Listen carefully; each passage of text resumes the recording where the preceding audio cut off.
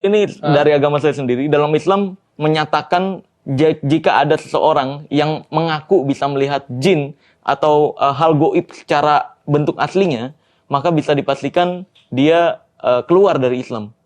Syahadatnya harus dipertanyakan lagi. Oke. Gitu. Bahkan setegas itu, mau kiai, mau ustadz atau siapapun itu yang ngaku bisa ngelihat jin, itu syahadatnya dipertanyakan. Tapi ini paling lari.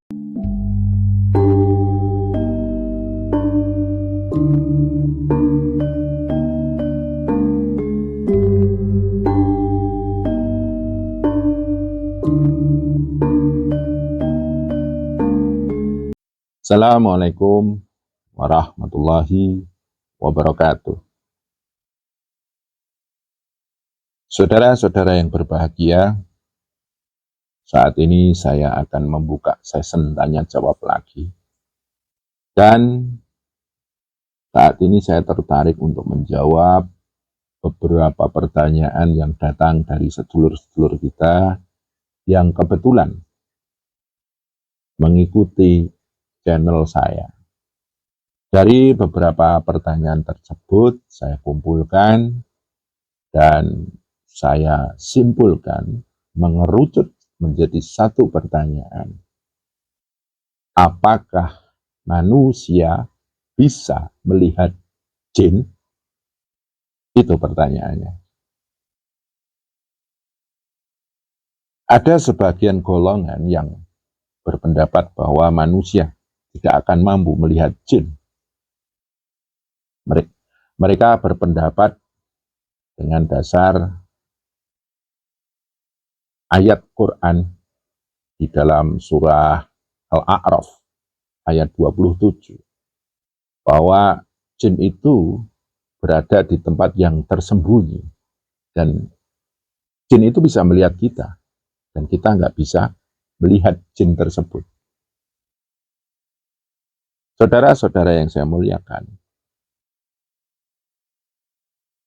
di dalam surat Al-A'raf ayat 27 itu diawali dengan Ya Bani Adam, hai anak turun Adam. Jadi ayat itu difirmankan oleh Allah, diperuntukkan kepada anak turun Adam. Jadi itu adalah ayat bagi orang umum.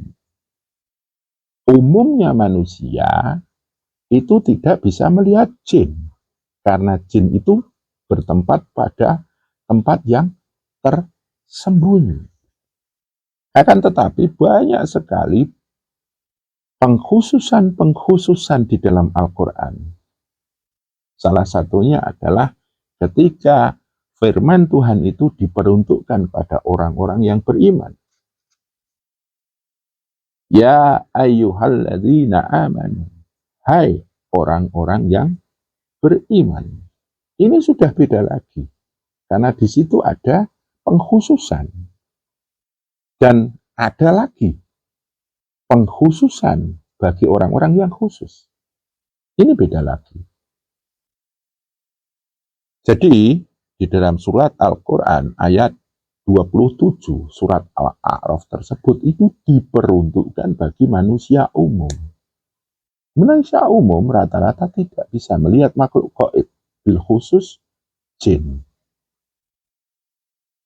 Saudara-saudara yang saya muliakan, manusia itu diciptakan dalam keadaan sebaik-baik keadaan.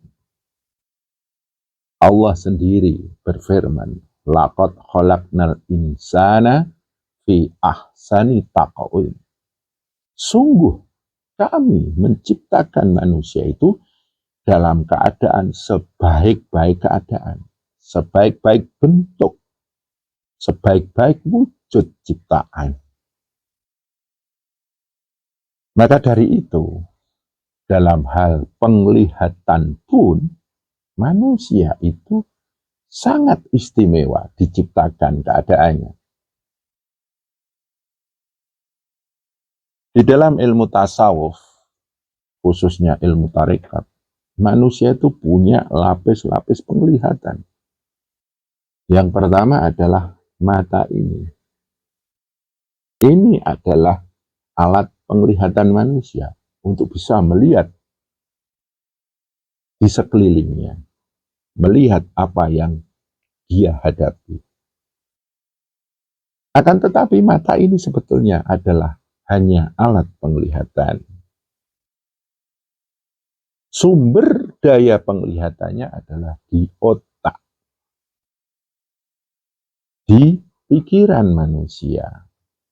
Di dalam ilmu tasawuf, akal adalah rajanya indera. Akal ini bisa melihat. Mata adalah alat penglihatannya. Akal bisa mendengar. Telinga sebagai alat pendengaran. Akal bisa mencium bau. Hidung ini alat penciumannya. Akal bisa berkata. Mulut ini sebagai alat akal untuk bicara. Daya murninya akal itu bisa melihat hal-hal di sekelilingnya tanpa perangkat mata. Jadi daya murni akal. Itulah yang disebut mata batin. Mata batin yang bisa menangkap hal-hal di sekelilingnya yang berwujud zahir. Daya akal murni bisa melahirkan satu mata yang di dalam istilah Jawanya adalah kawas kitan, was kito. Akal mewakili anasir zahir kita, yaitu tanah barba, api nur qadim, angin abdu isamas, dan air ma'ul hayat.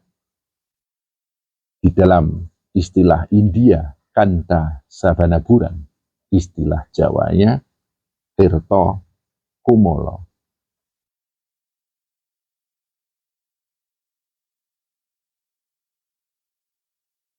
Kemudian, akal yang murni ini bisa melihat hal-hal yang gaib, mewakili anasir batiniah kita, badan latif kita, dari anasir mani, madi, wadi, manikam.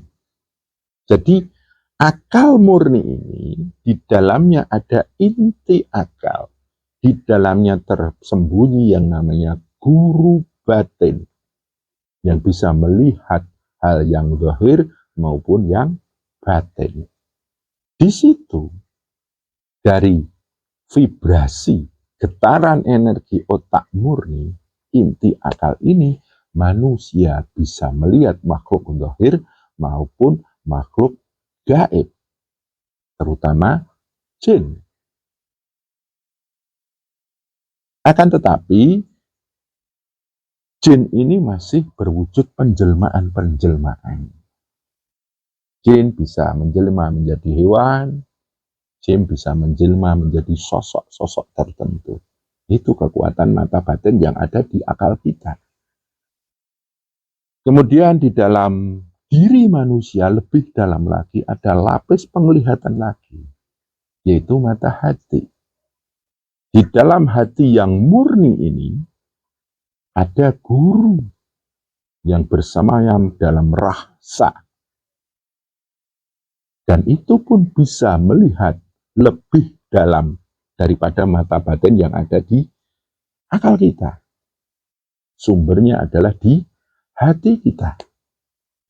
Kemudian di dalam jantung kita ada satu titik energi hidup yang disebut ruh.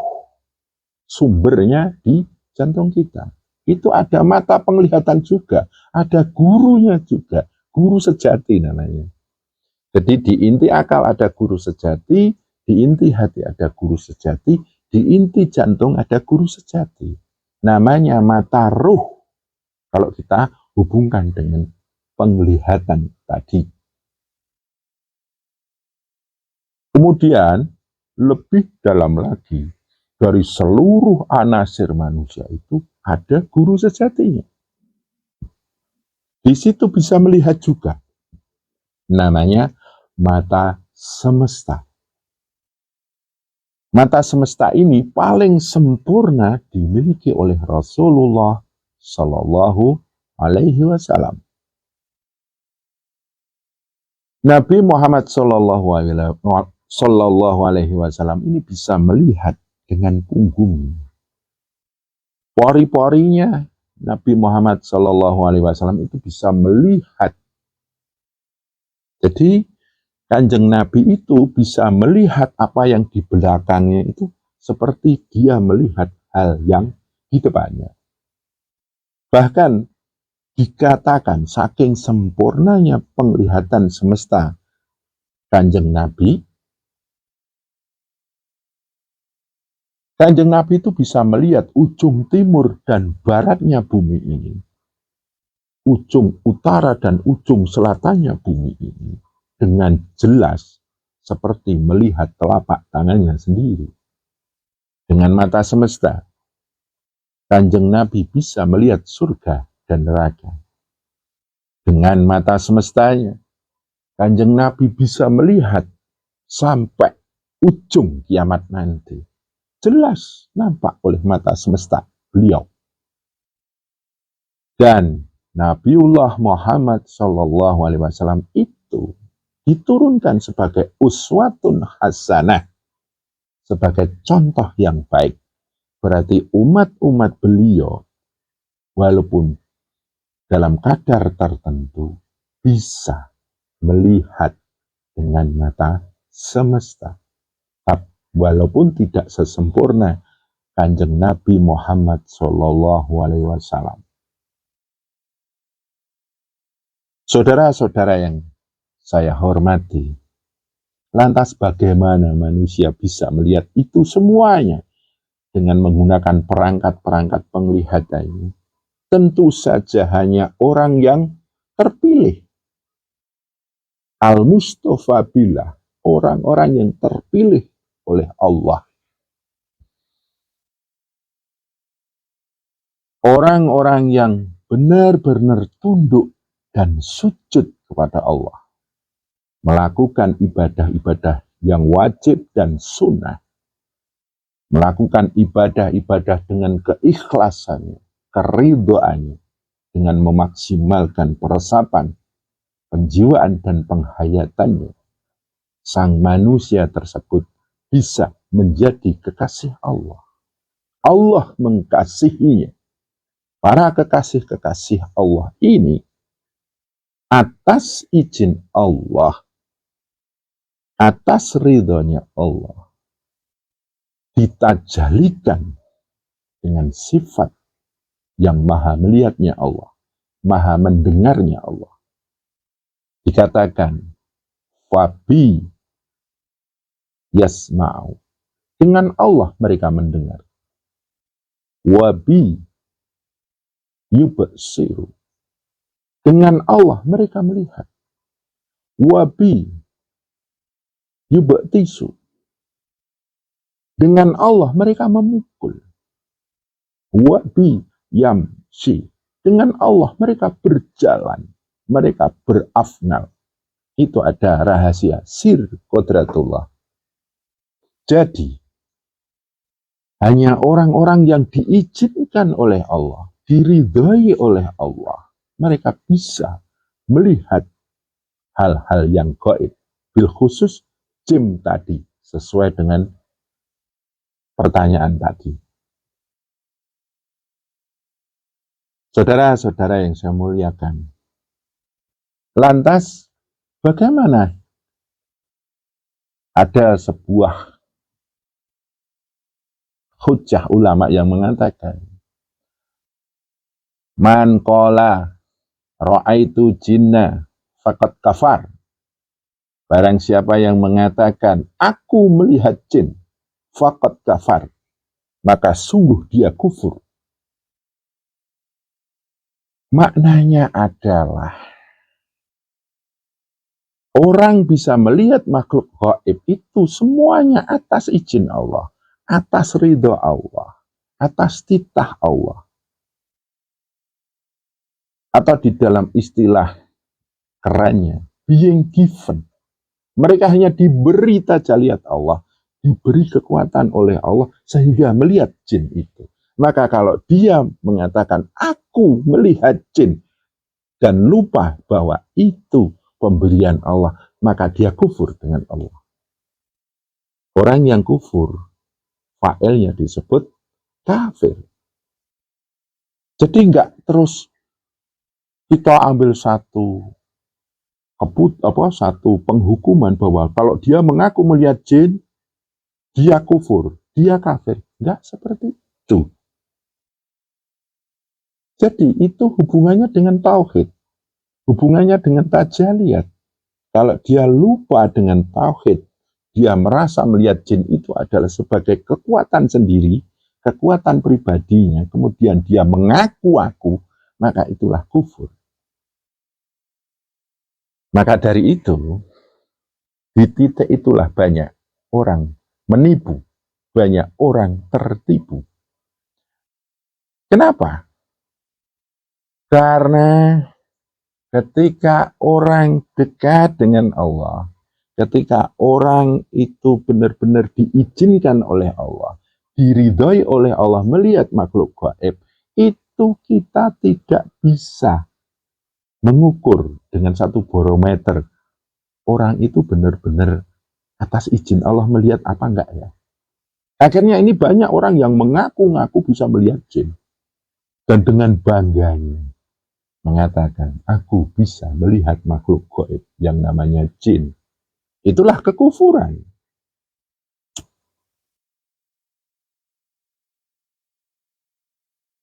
Bahkan Imam Syafi'i mengatakan,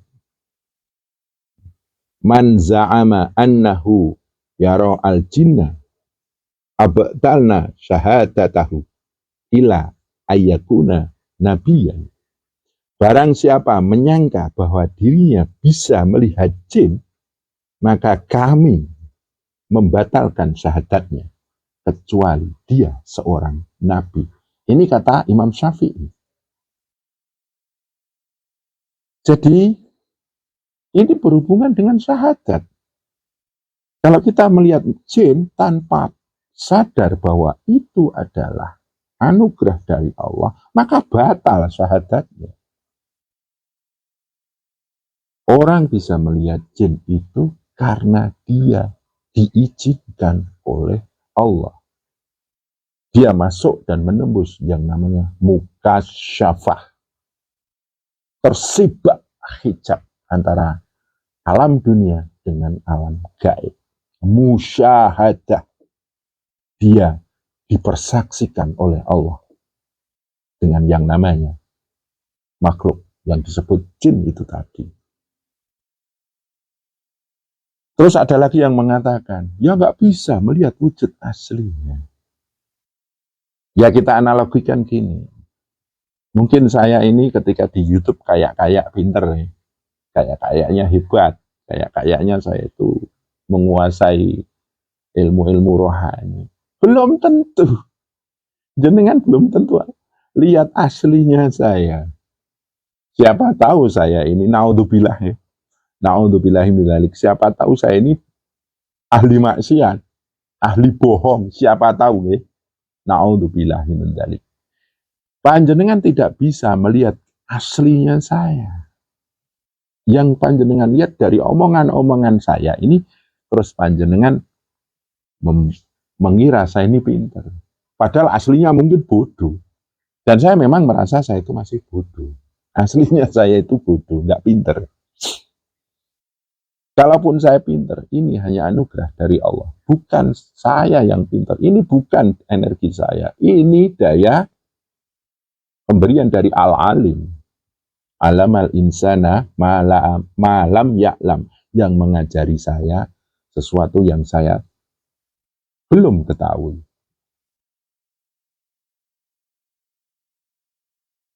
Lantas yang bisa dilihat itu wujud penjelmaan atau wujud aslinya. Ya jelas yang kita lihat adalah wujud penjelmaannya. Karena kalau kita melihat aslinya jin itu telanjang, tidak berpakaian. Dan itu menjadi aurat bagi mereka. Dan orang-orang yang benar-benar diizinkan oleh Allah, diridhai oleh Allah, bisa melihat wujud nyatanya jin. Dan karena dia kasaf makrifatnya, tajaliyat makrifatullah, maka semuanya itu tidak bisa disebut sebagai aurat. Saudara-saudara yang saya muliakan, di sini saya tidak mengaku. Saya khawatir kalau saya dimasukkan dalam golongan orang-orang yang mengaku melihat jin. Saya nggak mengaku melihat jin.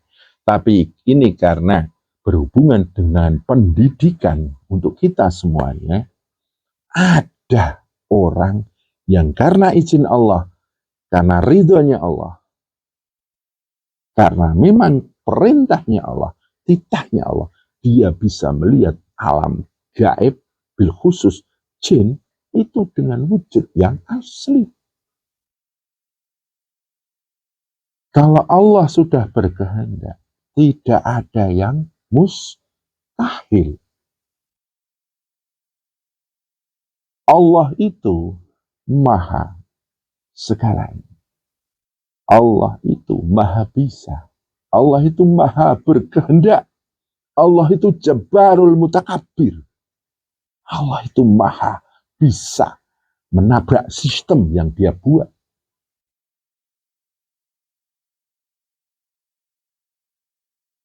Kalau dikatakan yang bisa melihat adalah Rasul dan Nabi-Nya dan para wali-wali, mungkin itu bisa kita setujui atau kita sepakati. Akan tetapi, Allah itu maha misterius. Allah bisa mempertontonkan atau menampakkan makhluk-makhluk gaib sesuai dengan kehendaknya tanpa orang lain tahu. Lantas sekarang kita hubungkan dengan orang-orang indigo. Orang indigo itu bisa melihat alam-alam gaib itu nyata atau enggak? Di dalam ilmu tasawuf ada satu ajaran tentang balek.